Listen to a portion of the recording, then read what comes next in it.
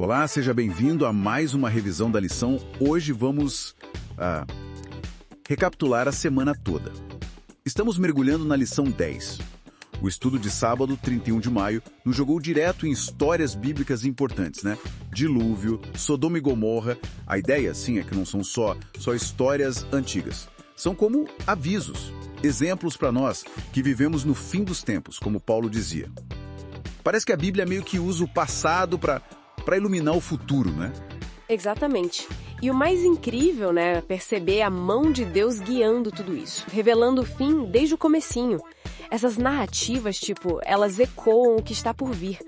Principalmente quando a gente lê Daniel e Apocalipse, sabe? Tem os padrões ali, surpreendentes. Mas, claro, é fundamental lembrar, o foco central em todo estudo profético tem que ser Cristo, senão a gente se perde. Domingo, 1 de junho, o tema foi a ira do Cordeiro. Aquela parte de Apocalipse 6, bem forte. Como que vai ser a reação dos perdidos no final? Parece um reconhecimento repentino terrível. Terrível mesmo. É um reconhecimento, inevitável. Apocalipse 6 descreve as pessoas desesperadas, clamando às montanhas. Elas sabem que é Jesus, o Cordeiro, sabem que chegou o grande dia da ira e que não tem como escapar. E o mais chocante, talvez, é que isso acontece depois que o evangelho foi pregado no mundo todo, como diz Mateus 24. Quer dizer, a perdição não vai ser por falta de aviso, entende? Mas por uma recusa mesmo em crer. Jesus mesmo comparou isso com os dias de Noé, lá em Mateus 24 também. Muita gente vivendo a vida normal, ignorando os sinais, até que veio o dilúvio, de surpresa. E Pedro, na segunda carta dele, no capítulo 3, fala dos escarnecedores. Aqueles que zomam, perguntando, cadê a promessa da vinda dele? Justamente o porquê, para eles, tudo continua igual. Essa conexão com Noé é perfeita para a gente ir para segunda-feira, 2 de junho, o evangelismo de Noé. Pedro diz que as pessoas, de propósito, esquecem o dilúvio. É impressionante, né? Pensar nessa escolha de ignorar algo tão grande. Pois é, e Gênesis 6 descreve uma situação moral terrível que levou ao dilúvio, algo que Jesus disse que teria paralelos com o tempo do fim. Aí Hebreus 11 elogia Noé. Ele pregou por mais de um século, um pregoeiro da justiça. O resultado visível foi pequeno, só a família dele. Mas pela fé, ele se tornou herdeiro da justiça. Hoje a gente tem as 3 mensagens angélicas, aquele chamado urgente de Apocalipse 14, adoração, juízo, queda de Babilônia. Essa mensagem tem tido um alcance global muito maior, felizmente. Mas vai chegar um momento, como na parábola das 10 virgens, lá de Mateus 25, em que a porta da graça se fecha. Por isso é tão importante perseverar no trabalho, mesmo que a gente não veja o resultado agora. Lembra de João 4? Um semeia, outro colhe. Seguindo essa linha de avisos divinos, terça-feira, 3 de junho, trouxe a história de Sodoma e Gomorra. Pedro também usa esse evento como um exemplo bem direto para os últimos dias. Exato.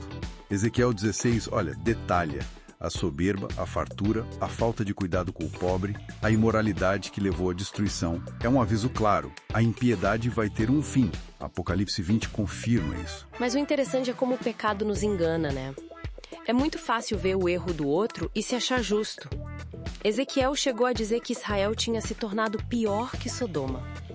Olha que coisa forte. Lembra da história de Natã e Davi? Davi ficou indignado com a história do homem rico que roubou a ovelhinha do pobre? Sim.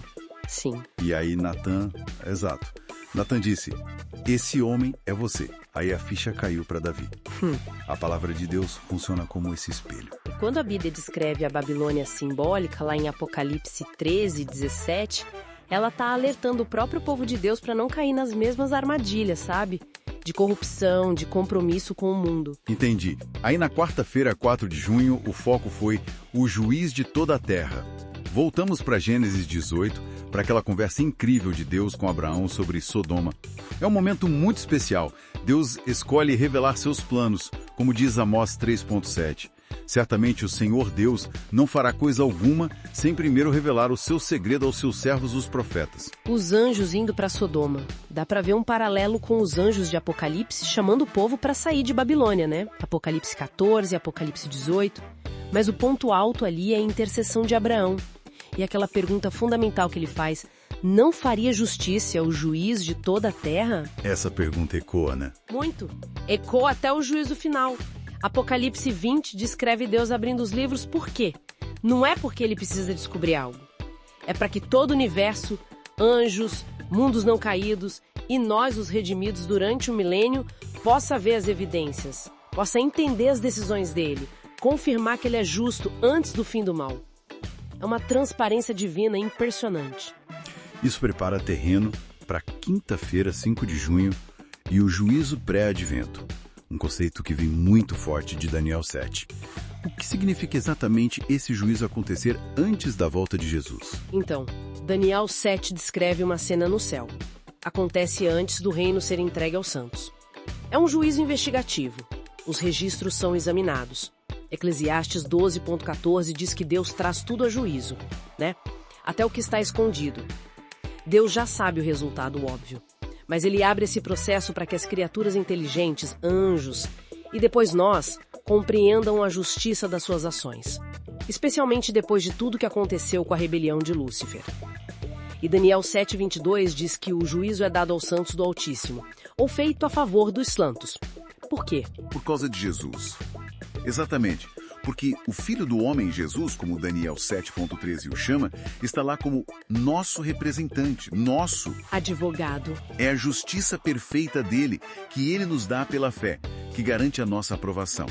E isso nos leva direto ao estudo de sexta-feira, 6 de junho, que reforçou a ideia da necessidade de um advogado. Sim, a essência que Ellen White explica tão bem é essa. No tribunal do céu, Satanás está lá, Acusando. aportando nossos erros, nossos pecados, mas não estamos sozinhos. Jesus é nosso advogado. Ele não ignora nossas falhas, não. Mas ele apresenta o quê? O seu sacrifício, a sua vida perfeita. Ele intercede por todo aquele que se arrepende e confia nele.